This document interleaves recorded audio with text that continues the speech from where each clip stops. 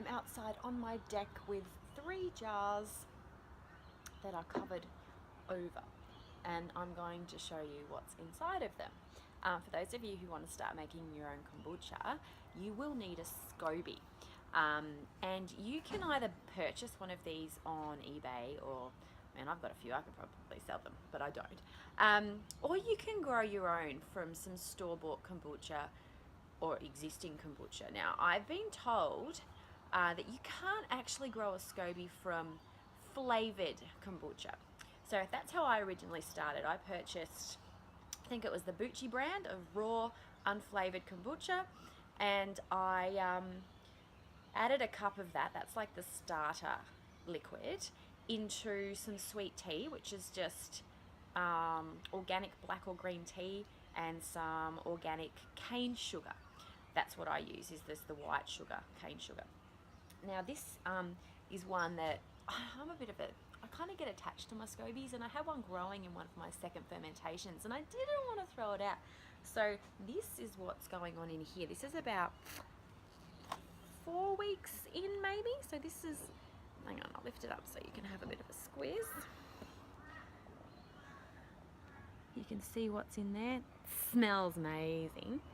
So that's 4 weeks in there. Nice and thick. Got some growth happening. Oh, check out who's visiting. That bird likes to steal Sprocket's dog food. So that one's been in there for, I don't know, a few weeks, 3 or 4 weeks. This is my stepson's. He's quite into the whole kombucha thing, so he wanted one. So I scooped a bit out of an existing batch of mine, and his is, it would have been 2 weeks a couple of days ago, so just over 2 weeks, and this is his. You can see that in there. So it's got a nice smell as well. So that one's pretty cool. I'm guessing he can take that home if he wants to. He keeps forgetting and leaving it here, but I don't mind babysitting the SCOBYs. I love them. And this is the one that was my experiment. So they say you can't grow it from flavored, but this was in one of my apple and black currant ones, and check that out for a SCOBY.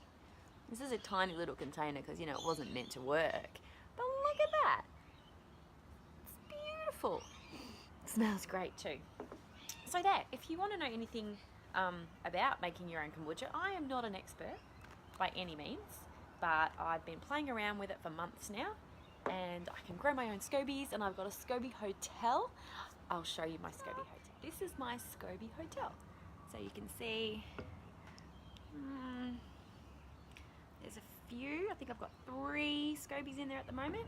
I did actually just clean out one of my big brewing vessels because I got a new spigot, a new tap, which is stainless steel, because the other one I had on there was a bit cheap and can leak toxins in, so I just had that one on until my new one came.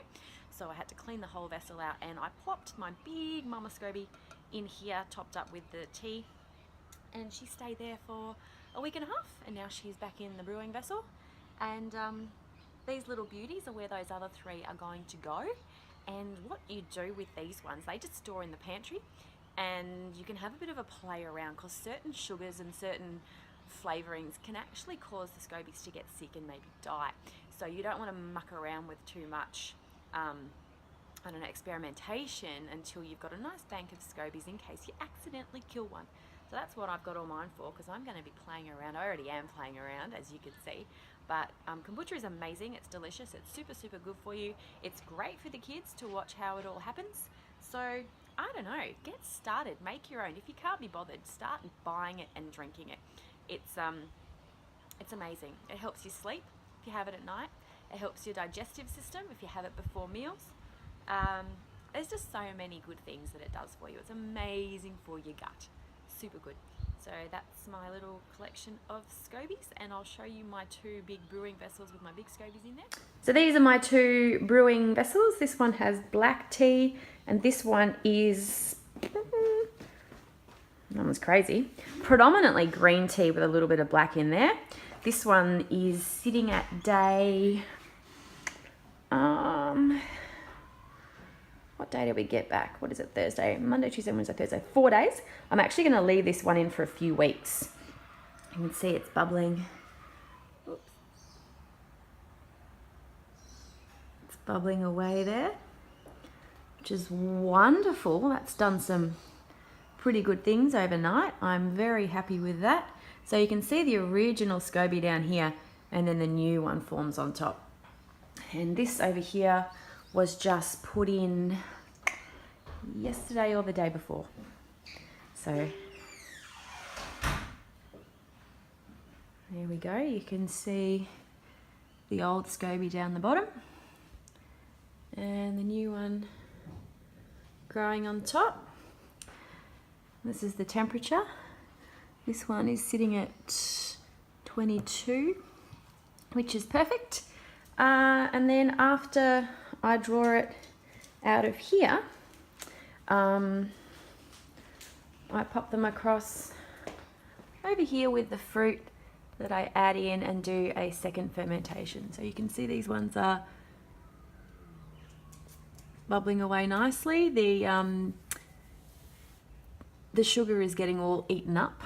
That's what happens in the fermentation process. So there's not much sugar left at all, depending on how long you leave it fermenting. And those are the SCOBYs I showed you before. I also have a pH level monitor that I check my kombucha and make sure it's below 3.5. Between 2.5 and 3.5 means that it's safe and it's brewing along nicely. So you don't have to have one of these, but I don't know, I just wanted one, so I got it.